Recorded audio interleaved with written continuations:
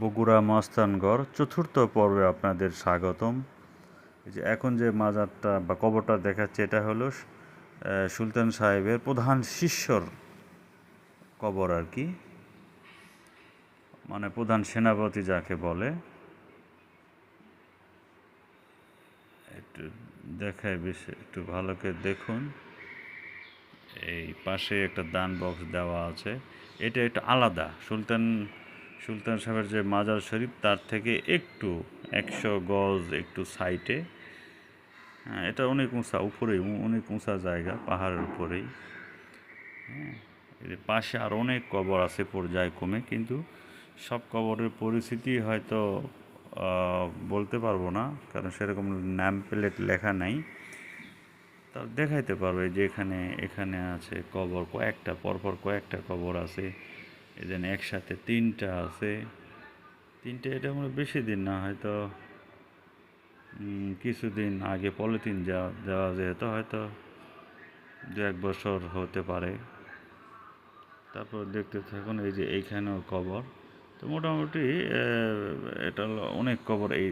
সেটা হলো সুলতান সাহেব যার উপর মাজার শরীফটা, তার কবর থেকে 100 গজ একটু পাশে আর কি।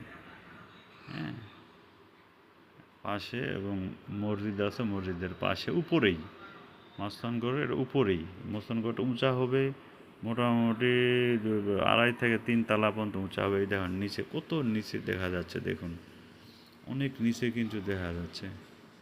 হ্যাঁ, এই যে নামার সিঁড়ি আছে।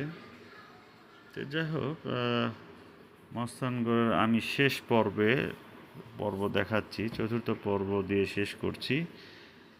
এরপরে মস্তানগড়ের পাশে আরও কিছু দেখাবো, পর্যায়ক্রমে আপনারা দেখতে থাকবেন, দেখাবো আর কি। 1000 বছরের আগে এখানে একটা সাগর আছে, সাগর দেখাবো। জাহাজ আসতো, জাহাজ ঘাট নামে একটা পাশেই, মস্তানগড়ের পাশেই, ওখানেও রাজারা বাস করতো, রাজ পরিবার, ওই আমলে আর কি, 100 বছর আগে। তো ওইটাও দেখাবো, পর্যায়ক্রমে দেখতে থাকুন। মস্তানগড়ের আশেপাশে আরও অনেক কিছুই আছে দেখার মতো, মানে পুরাতন স্থাপনা এগুলা, আগে রাজারা শাসন করছে, এদের ইতিহাস আর কি।